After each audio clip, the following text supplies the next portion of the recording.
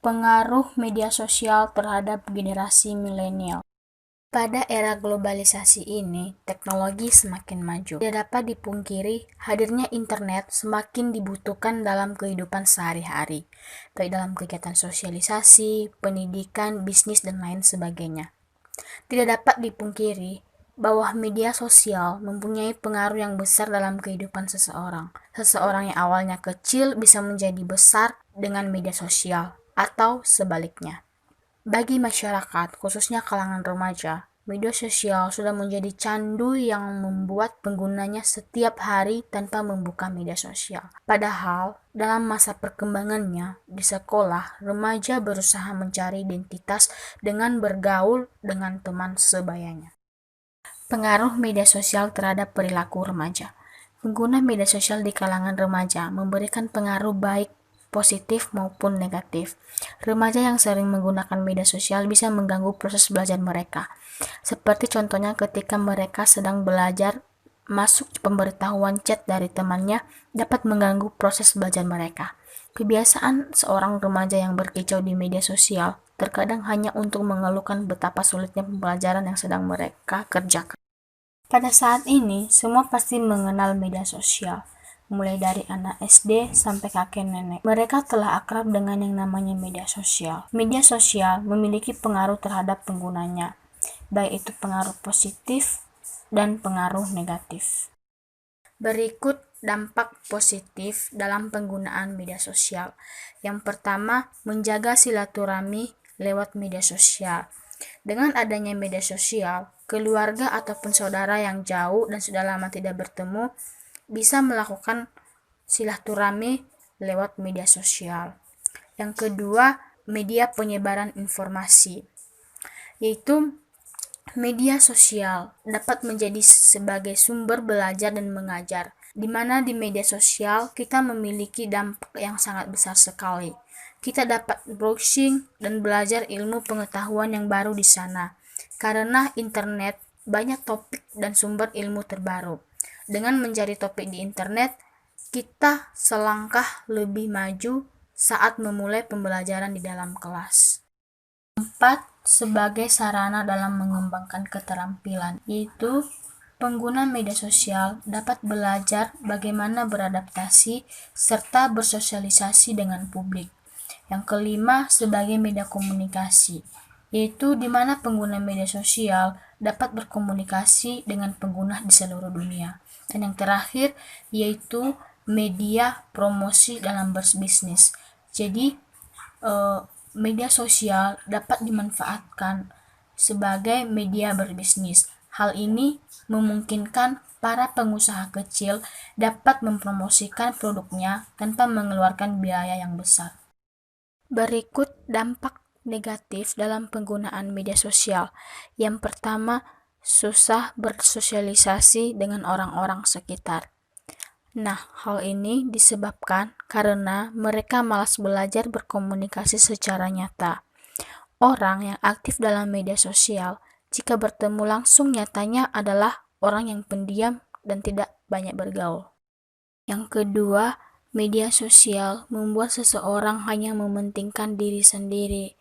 Hal ini membuat mereka menjadi tidak sadar dengan lingkungan mereka karena mereka banyak menghabiskan waktu di internet. Yang ketiga, berkurangnya kinerja karyawan, perusahaan, pelajar, mahasiswa yang bermain di media sosial pada saat mengerjakan pekerjaannya akan mengurangi waktu kerja dan waktu belajar mereka. Yang keempat, yaitu kejahatan dalam dunia maya, yaitu kejahatan ini dikenal dengan nama cybercrime. Kejahatan dunia maya sangat banyak macamnya, seperti hacking, cracking, spamming, dan lainnya. Yang kelima yaitu pornografi. Dengan kemampuan penyampaian informasi yang dimiliki internet, pornografi pun merajalela. Terkadang seseorang memposting foto yang seharusnya menjadi privasi sendiri di media sosial. Hal ini sangat berbahaya karena bisa jadi postingan tersebut digunakan oleh pihak yang tak bertanggung jawab. Penggunaan media sosial yang bijak berdasarkan nilai-nilai Pancasila. Dalam penggunaan media sosial, diperlukan penanaman pondasi awal berupa nilai-nilai dan ideologi Pancasila terhadap warga negara, terutama kepada generasi milenial sebagai penerus bangsa. Berikut penerapan nilai-nilai Pancasila dalam penggunaan media sosial. Penerapan sila pertama, ketuhanan yang Maha Esa dalam kehidupan bersosial media adalah dengan tidak menyebarkan isu-isu sara dan kebencian sehingga tetap terbina hubungan baik antara umat beragama. Penerapan sila kedua, kemanusiaan yang adil dan beradab dalam kehidupan bersosial media adalah menghormati dan menghargai hak-hak dan pendapat orang lain, serta tidak menyebarkan berita hoaks yang dapat mengganggu hak orang lain. Penerapan sila ketiga Pancasila, Persatuan Indonesia dalam kehidupan bersosial media adalah menjunjung tinggi persatuan dan tidak menyebarkan isu-isu perpecahan sehingga integrasi bangsa tetap terbina. Penerapan sila keempat, kerakyatan yang dipimpin oleh hikmat kebijaksanaan dalam permusyawaratan perwakilan, diantaranya dengan membudayakan perilaku demokrasi yang sehat dan terarah, diwujudkan dengan tidak menulis komentar jahat dan menyudutkan pihak lain, tidak dengan memprovokasi isu-isu kebencian terkait keputusan yang diambil oleh pemerintah, menggunakan sosial media dengan bijak dalam menyaring informasi, serta menerima segala keputusan hasil musyawarah dengan lapang dada. Terakhir yaitu penerapan sila kelima Pancasila, keadilan sosial bagi seluruh rakyat Indonesia, diwujudkan dengan mengakses sosial media dengan tetap menghormati HAM orang lain. Media sosial digunakan sebagai media pembelajaran Pancasila. Di era milenial ini, tantangan terhadap Pancasila semakin kompleks, di mana fenomena digitalisasi dan media sosial sebagai ruang berkomunikasi sekaligus interaksi publik menjadi sebuah kebutuhan utama. Masyarakat Indonesia mudah menemukan pemahaman mengenai Pancasila dengan banyak sumber yang tersebar dari internet, kemudian membaca dari buku dan melihat kontekstual dalam realitas di lapangan.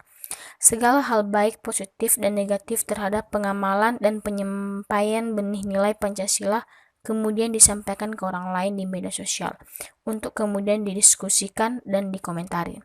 Melalui sarana pembelajaran digital, generasi milenial mempelajari Pancasila secara online dan tidak terbatas pembelajaran di luar kelas. Mereka mencari berbagai sumber historis, teoritis, dan implementasi Pancasila dalam setiap zaman. Berdasarkan uraian tersebut, kita dapat mengerti bahwa dalam penggunaan media sosial perlunya penanaman fondasi awal berupa nilai-nilai dan ideologi Pancasila terhadap warga negara, utamanya kepada generasi milenial sebagai penerus bangsa.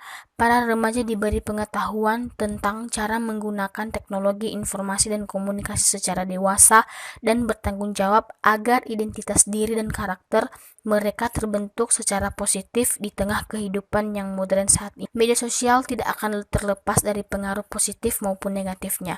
Dampak itu tergantung dari si penggunanya sendiri. Walaupun masa remaja merupakan masa yang akan dapat dikatakan sangat kritis karena memasuki masa pencarian transisi, pencarian jati diri. Namun, remaja juga bisa membatasi diri sendiri dengan norma dan moral yang baik. Pembentukan karakter sejak dini, termasuk saat remaja, sangatlah penting bagi masa depan diri remaja itu sendiri, dan lebih luas lagi bagi masa depan bangsa. Remaja sebagai penerus bangsa yang memiliki karakter yang baik, kuat, dan tanggung tentunya akan bisa membuat negara ini maju.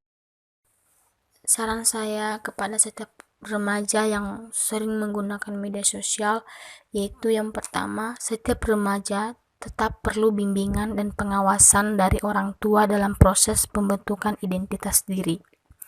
Yang kedua, setiap remaja memerlukan penanaman pondasi awal berupa nilai-nilai Pancasila supaya dalam penggunaan media sosial tidak menimbulkan hal-hal yang merugikan remaja itu sendiri.